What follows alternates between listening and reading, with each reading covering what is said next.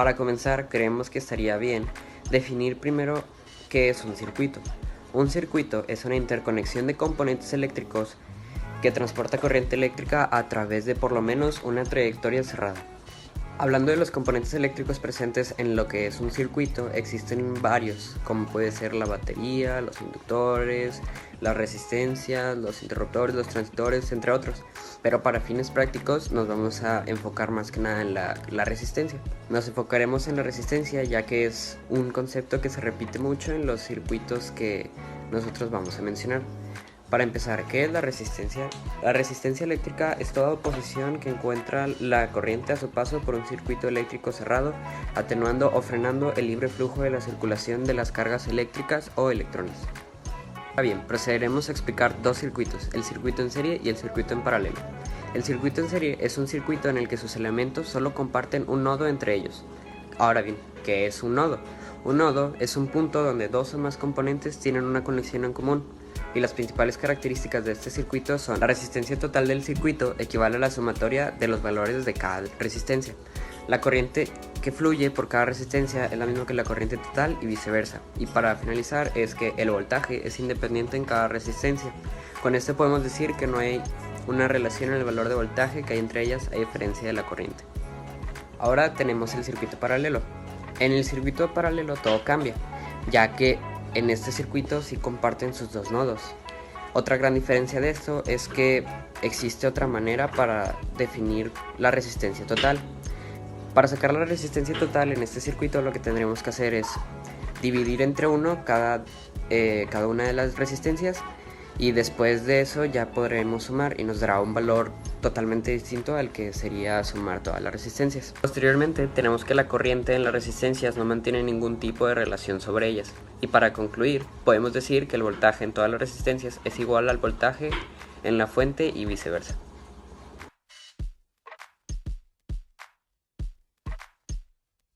En un circuito en serie, si varias resistencias se encuentran conectadas una detrás de la otra, se puede decir que se encuentran en serie. Cuando encontramos un circuito en serie, se pueden aplicar las siguientes fórmulas. Para la resistencia, la suma de las resistencias es igual a la resistencia total del circuito. Y esto nos lleva a la siguiente fórmula.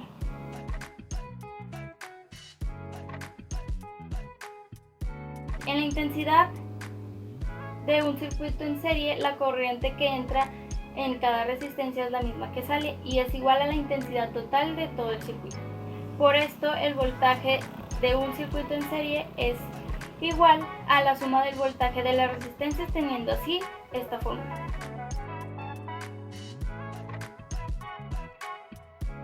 La conexión en paralelo o circuito en paralelo se puede encontrar muy frecuentemente en las casas. Es allí donde se puede entender mejor. Pero una forma más fácil de distinguirlo es identificar que las resistencias no se encuentran seguidas unas de otras. De esta manera, si una de las resistencias se llega a desconectar, el circuito no se suspenderá.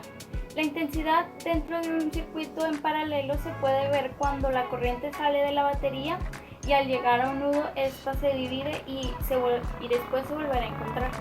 Por esta razón podemos definir que la intensidad total es esta fórmula.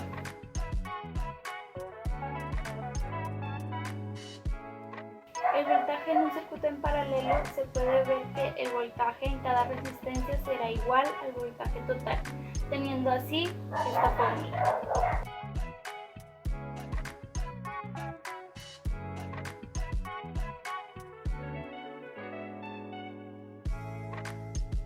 Les voy a hablar de las ventajas del circuito en serie y paralelo. Primero, el circuito en serie. Una ventaja del circuito en serie es que debido a su sencilla composición, se puede manejar o construir más fácilmente. También se trata de una ventaja es que este circuito existe un solo camino desde la fuente de tensión hasta el final. Y si ocurre una caída de voltaje, este circuito tiene la ventaja de que controla dicha caída y la mantiene en equilibrio. Ahora diré los características, ventajas de los circuitos paralelos. Bueno, una es que el voltaje de todas las ramas que tiene este circuito se mantienen igual y de una manera constante.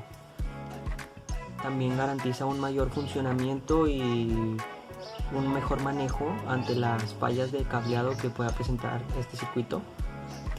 Y también se puede controlar el arranque y las paradas de las cargas con un solo medio de control.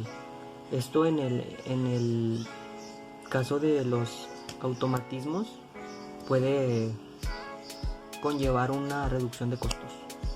Gracias.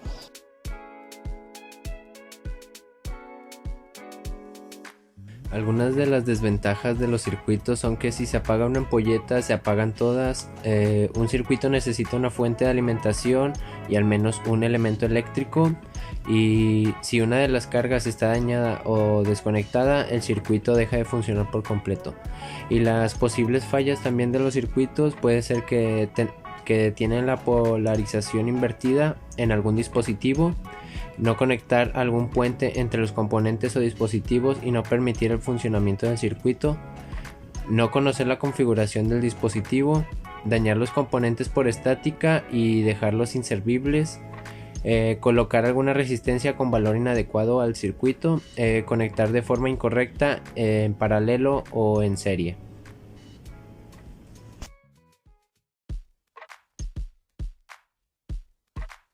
Los circuitos son muy importantes y se utilizan en todos los aparatos eléctricos. En este caso yo les hablaré de su función en una computadora, que fue el prototipo que nuestro equipo eligió.